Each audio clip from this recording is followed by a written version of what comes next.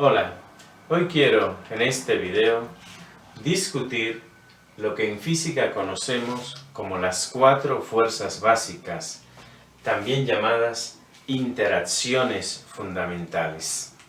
Cabe señalar que desde el punto de vista más fundamental, pareciera ser que la naturaleza se comporta a través de un conjunto reducido de fuerzas. Los físicos han identificado que todas las interacciones en el universo pueden reducirse a un grupo limitado de 4 fuerzas básicas o interacciones fundamentales. Esas fuerzas y sus características son las que presento aquí en esta tabla y que quiero discutir hoy en este video. Las 4 fuerzas básicas o interacciones fundamentales, como también se llama en los libros de física, que identificamos en el universo son la fuerza fuerte, la fuerza electromagnética, la fuerza débil y la fuerza gravitacional. ¿En qué escala de intensidad se encuentran esas fuerzas? Si consideramos, por ejemplo, dos protones cuyas superficies se toquen apenas, y calculamos la interacción fuerte entre esos dos protones, y a ese valor de la interacción fuerte le damos el valor de 1, las demás interacciones las podemos expresar su intensidad relativa a la interacción fuerte. Esto es, la interacción fuerte, como su nombre lo indica, es la fuerza más fuerte que existe en el universo. Comparada a ella, la gravitación tiene una intensidad de 10 a la menos 2, es decir, 1/100º del valor de la interacción fuerte.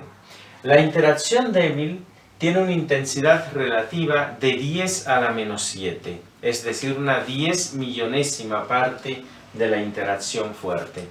Y la interacción gravitacional es extremadamente débil comparada a la interacción fuerte y aún a las otras 3. Tiene una intensidad relativa de 10 a la menos 38. ¿Cuál es el alcance que tienen esas interacciones? Es decir, ¿hasta dónde dos objetos que actúan bajo esa interacción, alguna de ellas se pueden sentir? En el caso de la interacción fuerte, la interacción fuerte actúa a nivel de los núcleos atómicos y tiene un alcance del orden de un Fermi, es decir, de 10 a la menos 15 metros aproximadamente. La interacción electromagnética es una interacción de largo alcance. Podemos teóricamente decir que el alcance es infinito. Es decir, yo puedo separar dos objetos cargados una distancia por grande que sea y en teoría se va a sentir la fuerza electromagnética entre ellos. La interacción débil es la interacción que tiene el menor alcance y el alcance es de aproximadamente 10 a la menos 18 metros. Y la interacción gravitacional es también, así como la interacción electromagnética, una interacción de largo alcance. En teoría decimos que el alcance es infinito. Ahora bien, otra característica importante que podemos identificar en estas 4 fuerzas básicas es lo que llamamos el tiempo característico. Con el tiempo característico nos queremos referir a lo siguiente. Supongamos una partícula que se desintegra. La vida media de una partícula que se desintegra bajo una cierta interacción de esta es lo que llamamos el tiempo característico. El tiempo característico de la interacción fuerte es el menor posible, está en el extremo más corto de las 4 interacciones y es de 10 a la menos 23 segundos. Para la interacción electromagnética el tiempo característico está entre 10 a la menos 20 y 10 a la menos 14 segundos. Para la interacción débil el tiempo característico está entre 10 a la menos 3 y 10 a la menos 8 segundos. Y para la interacción gravitacional, el tiempo característico es del orden de años. ¿De qué otra forma podemos entender este concepto del tiempo característico? Supongamos que dos partículas se acercan lo suficiente para que cualquiera de esas interacciones que está ahí se pueda sentir. Entonces, lo que eso quiere decir es que en el caso de la interacción débil, para que el tiempo que tarda la interacción débil para producir una desintegración o una reacción de esas partículas es mucho mayor que el tiempo que tardaría la interacción fuerte para provocar esos mismos efectos. En ese sentido es que entendemos el tiempo característico de estas interacciones. Y hay un dato importante. La intensidad relativa de una interacción de esta es inversamente proporcional al tiempo característico. Es decir, que podemos decir que la intensidad de una interacción de esa, cualquiera que sea, es inversamente proporcional al tiempo característico. Es decir, que cuando nosotros observamos el tiempo que tarda un proceso en llevarse a cabo, eso nos da una idea de las fuerzas involucradas en ese proceso. Bien, otro aspecto importante es entender que desde el punto de vista de la física, de la teoría cuántica de campos, nosotros entendemos que la interacción entre los objetos está mediada por bosones, o sea, partículas de spin entero que son portadores de la interacción.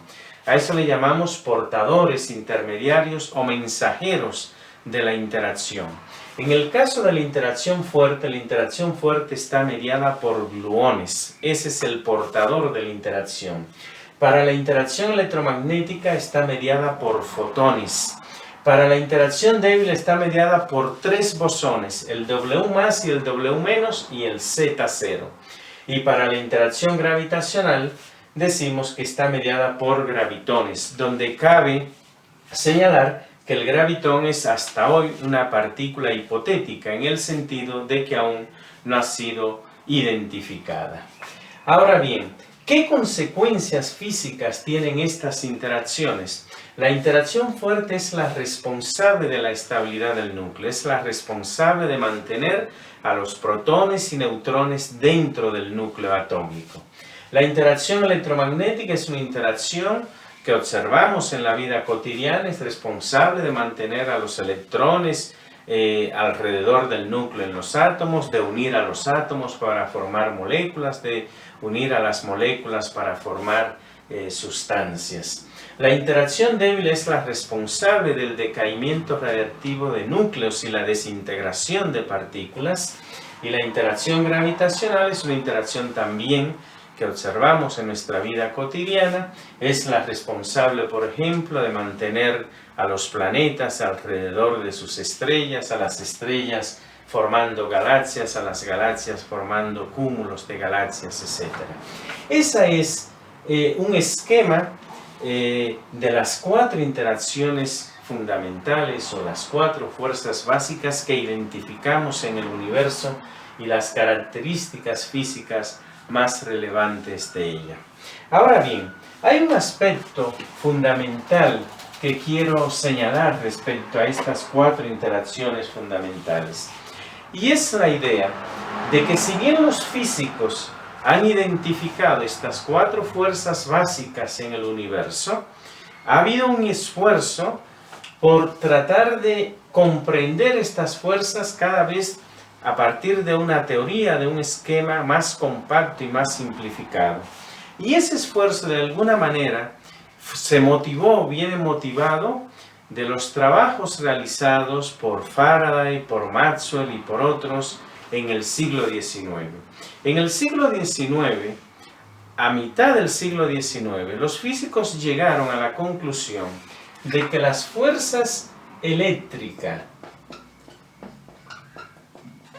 y magnética, que hasta ese entonces eran entendidas como fuerzas distintas, que no tenían relación entre una y otra, en realidad esas dos fuerzas pueden identificarse, pueden expresarse a través de una teoría más compacta, de una fuerza más compacta, y a esa fuerza se le llama la fuerza electromagnética. El planteamiento de que la electricidad y el magnetismo son dos manifestaciones distintas de una fuerza más fundamental, que es la fuerza electromagnética, es quizás la primera evidencia que tenemos en la física de lo que conocemos como la unificación. Es decir, el esfuerzo hecho en la física para entender a las interacciones que observamos en la naturaleza a través de esquemas cada vez más compactos. La teoría electromagnética surge a través de una serie de trabajos experimentales, empíricos, y que adquiere carácter fundamental teórico con el planteamiento de las ecuaciones de Maxwell en 1864. Entonces, reitero, hasta esa época entendíamos la electricidad y el magnetismo como cosas distintas. Se entiende, se demuestra teórica y experimentalmente que en realidad son dos aspectos del mismo fenómeno, de lo que conocemos como la fuerza electromagnética. En ese mismo sentido, los físicos han insistido en tratar de entender estas interacciones a través de esquemas más compactos, más simples. Y en 1967, dos físicos norteamericanos, Sheldon Glashow y Steven Weinberg, y el físico pakistaní Abdus Salam, plantearon que la fuerza electromagnética y la fuerza débil se pueden entender como dos aspectos de una misma fuerza, así como la electricidad y el magnetismo son dos manifestaciones de la fuerza electromagnética. Ellos plantearon lo que se conoce como la fuerza electrodébil. La fuerza electrodébil lo que hace es justamente unificar a la interacción electromagnética, que ya había sido unificada en el siglo XIX, y a la interacción débil. Ese planteamiento tan revolucionario en la física, planteado por Glashow, Weinberg y Salam, le valió a ellos, de hecho, el Premio Nobel de Física en 1979.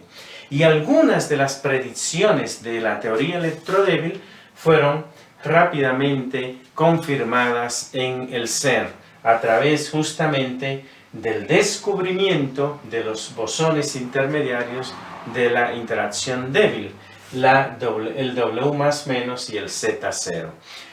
Y se pudo, de hecho, confirmar en el CERN de manera muy rápida, porque la escala de energías a la cual entendemos que será la interacción electrodébil es de 100 gigaelectronvolts. ¿Qué quiero decir con que la escala de energía es de 100 gigaelectronvolts? Que a esas energías, la interacción electromagnética y la interacción débil se comportan de la misma forma, es decir, el fotón se comporta de la misma forma a como lo hace el W más menos y el Z0. Siguiendo esas ideas, entonces, los físicos han hecho todavía esfuerzos mayores por llegar a una unificación. Y después de esto, entonces, se planteó una nueva teoría que se llama GUT. GUT es el acrónimo en inglés de Grand Unified Theories, teorías de la gran unificación. Y las teorías de la gran unificación lo que buscan es unificar entonces la teoría electrodébil y la fuerza electrodébil y la fuerza fuerte. Eso es lo que llamamos en física las teorías de la gran unificación. El problema que tenemos con esa teoría es que la escala de energía a la cual ocurre la unificación se estima en 10 a la 15 gigaelectronvolts. Una energía que está muy lejos de alcanzarse en cualquier laboratorio construido o jamás imaginado por el hombre, donde las energías que alcanzamos en esos grandes laboratorios de partículas como el CERN y Fermilab son del orden de 10 a la 3 gigaelectronvolts. O sea, estamos 12 órdenes de magnitud debajo. Por tanto, no podemos hacer experimentos de manera directa para confirmar las teorías de la gran unificación. Pero la teoría ha sido planteada. Una de las predicciones de esta teoría es que la vida media del protón es de aproximadamente 10 a la 31 años. simplemente para tener idea de ese número, la edad del universo es de 10 a la 10 años. O sea, la vida media del protón es 21 órdenes de magnitud mayor a la edad del universo. Pero esa es una predicción de las teorías de la gran unificación. Le llamamos GUT, Grand Unified Theories. Y siguiendo esa misma línea de pensamiento, tenemos entonces los que se llaman TOE, o sea, las teorías, teoría del todo, Theory of Everything. Esa teoría del todo lo que hace es plantear la unificación de la GUT con la gravitación. El problema que tenemos ahí es que la escala de energía sería abismalmente todavía mayor. Y de hecho aún no tenemos una teoría cuántica de la gravedad.